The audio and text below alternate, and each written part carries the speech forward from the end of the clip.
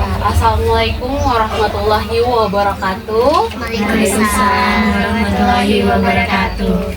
Selamat pagi untuk kita semua. Pagi.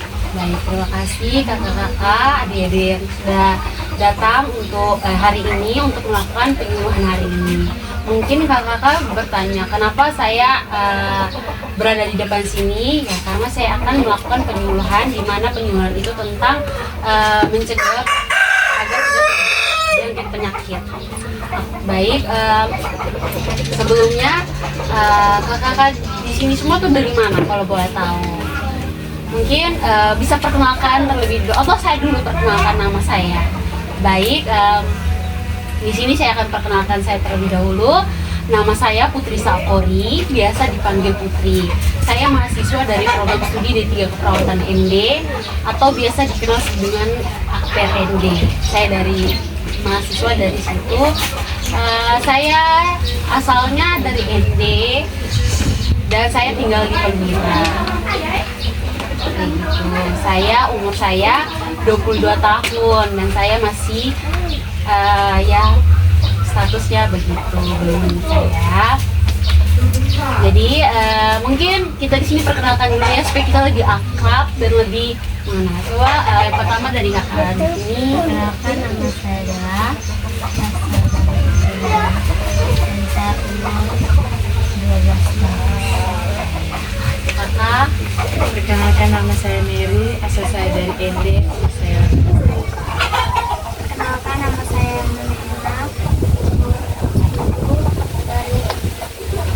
Perkenalkan, nama saya Aki, asal saya dari ND, umur saya 17 tahun. Perkenalkan, nama saya Cika, asal dari ND. Umur Umur berapa? 8 tahun. Oh, iya. Ya baik ya, terima kasih semuanya kakak-kakak dan adik-adik semua yang sudah meluangkan waktu hari ini. Baik, di sini kita akan melakukan saya terutama saya di sini akan melakukan penyuluhan, di mana penyuluhan itu tentang penyakit menular atau penyakit TB. Jadi di sini saya mempunyai beberapa leaflet ya kakak-kakak. Jadi saya akan membagikan ke kakak-kakak semua beberapa leaflet di sini. Jadi saya meminta waktu kakak-kakak semua di sini 30 menit. Apakah kakak semua bersedia? Ya, terima kasih sebelumnya kakak yang sudah bersedia untuk melakukan penyuluhan hari ini bersama saya. Nah, di sini salah satu saja membagi leaflet ya kakak.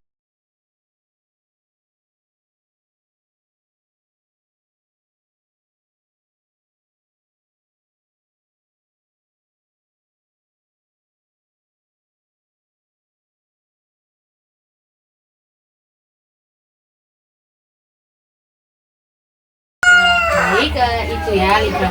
Mungkin kakak-kakak di sini semua sudah pada tahu mungkin tentang penyakit menular itu terutama pada penyakit TBC atau TB paru. Mungkin kakak-kakak di sini lebih kenalnya dengan TBC. Ada yang sudah pernah dengar atau belum? Belum. Oke, baik. Kalau belum, pas ya. Di sini saya akan menjelaskan untuk kakak-kakak semua dan adik-adik semua untuk bisa menambah wawasan lagi ya tentang penyakit TB tersebut, penyebabnya apa, tanda dan gejalanya, cara penularannya, pencegahan, pengobatan, dan serta juga komplikasi dari beberapa keadaan agar kita bisa mencegah agar tidak terjadi atau bisa mengurangi lah dari penyakit TB tersebut. Baik, pertama di sini saya akan menjelaskan tentang pengertian dari TB paru. Baik, penyakit TB paru ini merupakan penyakit di mana merupakan penyakit menular. Mungkin kakak-kakak di sini tahu atau ada yang belum tahu penyakit menular itu seperti apa, bentuk dan maksudnya seperti apa. Baik, penyakit menular di sini TBC itu merupakan atau TB paru itu merupakan penyakit menular. Mungkin kakak-kakak menanyakan penyakit menular itu maksudnya apa, gitu kan? Jadi penyakit menular di sini merupakan penyakit yang berpindah-pindah dari satu individu ke individu lain. manusia ke hewan atau manusia ke manusia. Jadi penyakit TB paru ini itu ditularkan bukan dari hewan ke manusia, melainkan manusia ke manusia atau kontak langsung manusia ke manusia. Nah, jadi penyebab dari penyakit TB ini itu diakibatkan oleh adanya bakteri yang dinamakan bakteri Mycobacterium tuberculosis, yang dimana ukuran bakteri ini sangat kecil. Jadi setelah terinfeksi kuman tersebut, kira-kira 50% kuman akan berkembang menjadi TB aktif. Itu 1 tahun. Dia tuh 50% dari bakteri tersebut tuh akan aktif pada 1 tahun ke depan. Jadi ini akan menyebabkan infeksi lama. Adapun penyebab-penyebab lainnya itu bisa kontak langsung dengan penderita TBC aktif, atau yang tadi saya sudah bilang kan ini kan penyakit menular. Jadi dia tuh kontak langsung dengan pasien yang terkontaminasi dengan atau memiliki penyakit tersebut. Nah, selanjutnya itu dia juga menurunkan kekebalan tubuh. Jadi tubuh kita tuh akan lemah, demam, segala lainnya. Nah, di sini saya akan menjelaskan tanda-tanda dan gejala dari penyakit tersebut.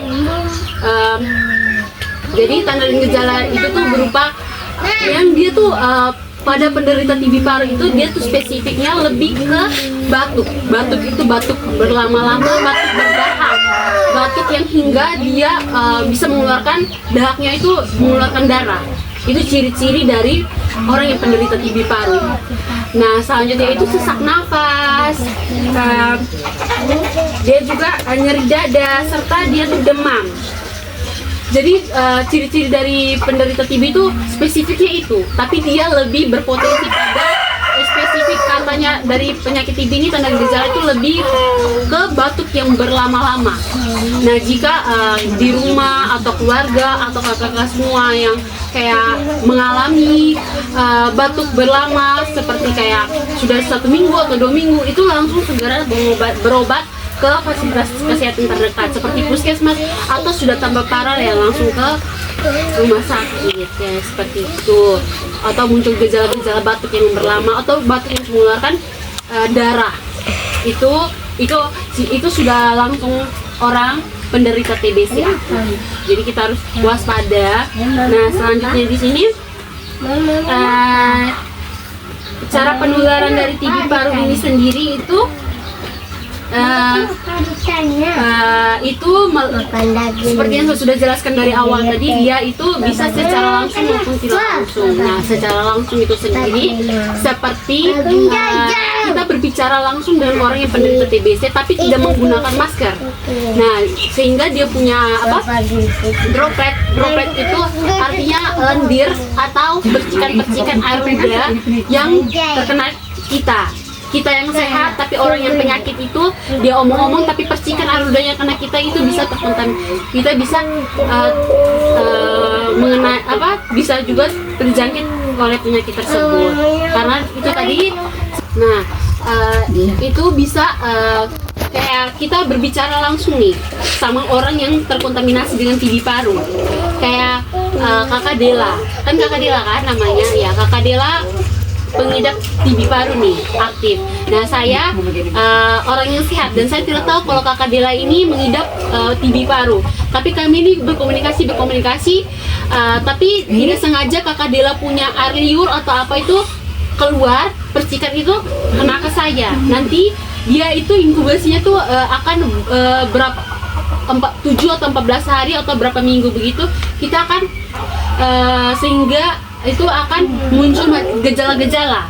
Nah, gejala awalnya seperti tadi batuk yang lama, dan akan batuk yang mengeluarkan darah, sesak nafas, itu demam, itu ciri-ciri dari TB paru. Orang yang suka TB paru itu awalnya kayak gitu, batuk-batuk lama. Nah, cara pengobatannya itu menggunakan obat antibiotik, atau juga kita langsung kalau sudah tambah parah kita langsung ke fasilitas kesehatan terdekat seperti puskesmas maupun rumah sakit ya kakak-kakak, agar kita terhindar dari penyakit tersebut atau mencegah. Jadi di sini pencegahannya itu jadi kalau misalnya kakak ada keluarga atau apa yang terkena batuk atau sesak nafas, itu langsung mengobat, pergi ke fasilitas kesehatan terdekat seperti rumah sakit maupun puskesmas. Jadi kita lebih baik mencegah daripada mengobati, kayak gitu ya kakak-kakak semua. Jadi pencegahan penularan dari TB paru sendiri itu menjaga kebersihan tangan, menjaga kebersihan lingkungan, dan juga menggunakan masker bila berpergian kemana-mana pun. Begitu. Selanjutnya itu pola hidup yang sehat. Jadi kita harus menjaga pola hidup kita agar tetap sehat, agar tidak muncul penyakit-penyakit dari manapun, ya kan kakak-kakak semua. Nah, jadi menjaga di sini saya akan menjelaskan teknik cara mencuci tangan yang benar. Ya kakak, seperti ini ya kakak. Yang pertama, kita mencuci tangan di air yang mengalir, jangan air yang tergenang, karena kita tidak tahu di air tergenang itu ada bakteri atau apa lainnya, dan kita kan tidak tahu. Jadi lebih baik kita mencuci tangan di air yang mengalir. Jadi yang pertama itu air mengalir, kita usap tangan pakai sabun, baru kita gosok-gosok. Ini yang pertama, step pertama. Ada 6 cara mencuci tangan yang benar. Ini yang pertama, 1. Yang kedua, sebaliknya, tangan yang sebaliknya, 2. Ketiga, sela-sela jari agar tidak yang itu efek-efek yang tadi itu bakteri-bakteri hilang. 2. Ketiga, 4. Ini sebaliknya, 5 di jempolnya, sebaliknya tangan juga 5, 6 kayak gini. Itu agar biasakan kita kan keluar dari WC kan ada tai-tainya gitu, gitu supaya seperti itu. Jadi selanjutnya tadi kan sudah menjelaskan. Nah, di sini juga saya akan menjelaskan cara etika batuk yang benar. Oke, atau mungkin kakak-kakak di sini sudah tahu cara etika batuk yang benar atau belum? Belum. Oke, di sini saya akan menjelaskan cara etika batuk yang benar agar kakak-kakak bisa menerapkan di keluarga kakak, di rumah maupun di lingkungan sekitar. Oke, jadi batuk itu adalah mekanisme pertahanan tubuh di saluran pernafasan dan merupakan gejala suatu penyakit atau reaksi tubuh terhadap iritasi ya di tenggorokan karena adanya lendir. Jadi kalau ada, biasanya kita kan kalau batuk ada batuk kering maupun batuk basah. Jadi kalau batuk basah itu biasanya ada lendir, itu maksudnya batuk basah. Kalau batuk lendir itu kayak batuk kering itu batuk yang kayak kakak tidak sih mengalami batuk kering kayak tidak ada lendir tapi kayak sesak kayak gitu, pernah tidak sih? Nah, jadi kalau penderita TB itu lebih aktifnya tuh di batuk basah yang ada lendirnya. Itu kita harus menjaga agar tidak terspesifik. Jadi tujuan etika batuk di sini yaitu untuk mencegah penyebaran suatu penyakit secara luas melalui udara bebas. Itu melalui kayak tadi aliur-aliur tadi, dan membuat fenomena pada orang di sekitarnya. Jadi tujuan dari etika batuk di sini adalah untuk mencegah agar tidak terjadinya penyebaran penyakit. Ya, selanjutnya penerapan etika batuk itu jadi cara itu tuh kita harus tutup mulut kalau kita batuk atau bersin, kita harus tutup kayak gitu. 1, tutup mulut kalau bersin maupun batuk. Yang kedua itu menggunakan masker, kita berpergian kemana-mana menggunakan masker. Selanjutnya itu dengan siku kita ini menekuk seperti itu. Jadi kebiasaan batuk yang salah itu, jadi ada kebiasaan batuk yang salah. Kebiasaan batuk yang salah kan seperti orang-orang kayak batuk saja tanpa menutup mulut maupun apa-apa kayak gitu. Jadi dan juga tidak menggunakan masker, berpergian kemana-mana. Seharusnya kita kemana-mana harus menggunakan masker agar kita tidak terkontaminasi atau terjangkit penyakit dari mana-mana pun. Bukan hanya penyakit TB saja, tapi banyak penyakit lainnya. Jadi kita harus mencegah lebih baik daripada mengobati. Seperti itu. Nah, seperti itu penjelasan saya tentang penyakit gigi paru dan juga itika batuk. Mungkin kakak-kakak di sini ada yang sudah paham atau belum? Sudah, ya syukur. Mungkin ada yang kurang paham. Kalau ada yang kurang paham, saya persilakan kepada kakak-kakak untuk menanyakan kepada saya. Ada yang kurang paham, saya persilakan. Oh iya. Mungkin bisa menjelaskan bisa mengulang perkenalan awal. Baik, terima kasih atas waktu dan kesempatannya. Perkenalkan, nama saya Anggi. Jadi saya akan Hai kakak. Kan jadi satu tanya, apakah penyakit TB paru itu tuh bisa disembuhkan atau tidak? Oh iya, bagus. Pertanyaan yang sangat bagus, kita applause dulu. Oke, baik, di sini saya langsung saja menjawab ya. Jadi pertanyaan kakak Anggi di sini menanyakan apakah orang yang mengidap atau yang terkena penyakit TB paru ini bisa sembuh atau tidak. Jadi penyakit TB paru ini bisa disembuhkan secara total jika pengobatannya tuh teratur dalam jangka waktu 6 bulan. Jadi obat TB paru ini dia tuh harus pengobatannya secara teratur. Dia itu pengobatannya itu harus 6 bulan.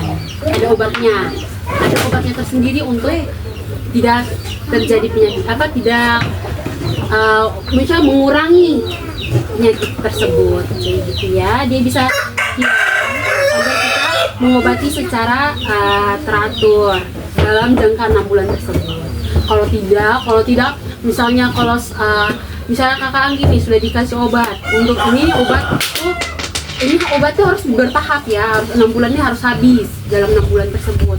Nah jadi misalnya kakak Anggi minum obat hanya sepotong-potong, itu sudah pasti itu hanya berapa persen saja kakak Anggi bisa sembuh, tapi itu belum pasti, itu belum maksimal untuk sembuh karena kakak Anggi tidak semaksimal itu untuk sembuh. Mungkin ada yang masih kurang paham dengan penjelasan saya tadi, seperti kakak Anggi tadi yang sudah menanyakan kepada saya apakah TB paru itu bisa sembuh atau tidak. Nah, selanjutnya mungkin ada yang ingin ditanyakan, saya persilakan.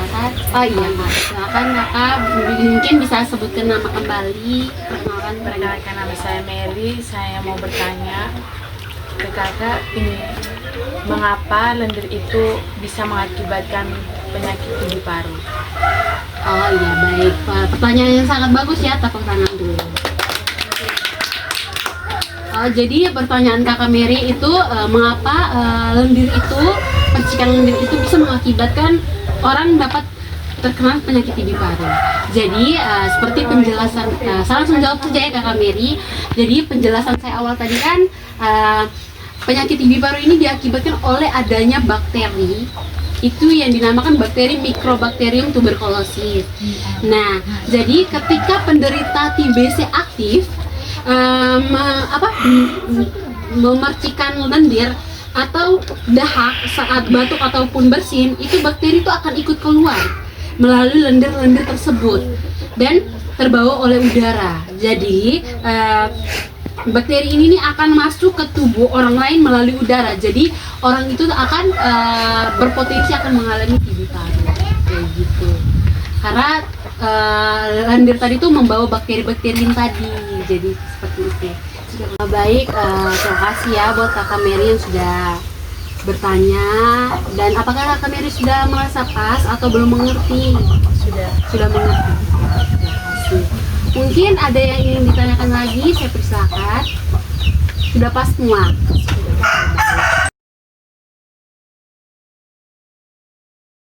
Baik, selanjutnya kan kakak-kakak di sini kan sudah mengerti tadi dengan penjelasan saya tadi. Di sini saya akan menanyakan kembali tentang penjelasan-penjelasan saya tadi. Apakah kakak-kakak di sini siap? Oke.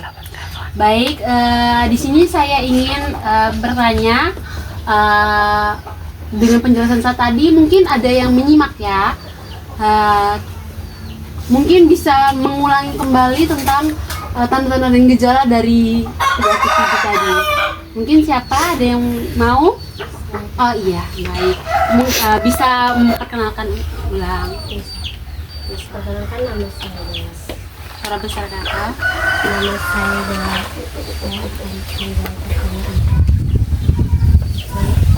Bisa suara besar kakak. Yang pertama itu batuk berdahak yang mengeluarkan darah. Yang kedua sesak napas dan demam atau lemah. Ya baik, kita beri aplaus ya untuk kakak. Oke baik, terima kasih, sangat luar biasa ya kakak. Jadi mungkin ada lagi yang tahu tentang penyebab dari TB paru dan cara penularannya. Mungkin ada? Baik, bisa? Jadi kakak penyebabnya itu yang diakibatkan oleh lendir, Ya. yang diakibatkan oleh bakteri. Oke baik, aplaus dulu buat kakak Hani. Selanjutnya ada yang bisa tahu etika batuk yang benar itu seperti apa? Ya, mungkin ada yang tahu etika batuk yang benar seperti apa? Oh iya, silakan. Tutup mulut dengan memakai masker. Oh iya, aplaus dulu buat kakak.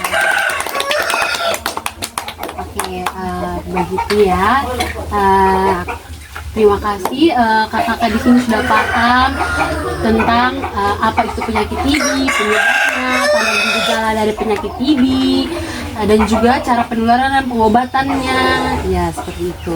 Nah, komplikasi dari TB paru. Aduh, maaf ya, tadi saya belum menjelaskan tentang komplikasi. Nah, komplikasi dari penyakit TB paru itu tuh dia bisa menyerang di organ sistem paru, itu bisa jadi sesak nafas. Itu juga bisa mengakibatkan kalau tidak diobati itu bisa tambah parah dan bisa mengakibatkan kematian. Jadi kita harus cepat-cepat mencegah agar tidak terkena penyakit TB paru begitu. Baik, terima kasih atas waktu dan kesempatannya yang telah beri saya untuk ngomong di depan kakak-kakak semua. Jadi sebelum saya mengakhiri ini, saya berharap kakak-kakak semua dapat memahami dan dapat mengerti apa yang saya sudah jelaskan tadi dan tentang itu agar bisa menambahkan wawasan-wawasan kepada kakak-kakak semua. Jadi saya akan mungkin kita akan bisa bertemu di lain waktu lagi kalau ada kesempatan untuk kita semua. Saran saya, kakak-kakak harus tetap jaga kesehatan, jaga pola sehat, jadi harus kemana-mana menggunakan masker kayak gitu agar tidak terkena penyakit. Jadi saya akan mengakhiri ini. Saya mengucapkan terima kasih kepada kakak-kakak semua dan adik-adik semua yang sudah aktif berpartisipasi penyuluhan hari ini. Wassalamualaikum warahmatullahi wabarakatuh dan selamat pagi untuk kita semua. Hai semuanya, apa?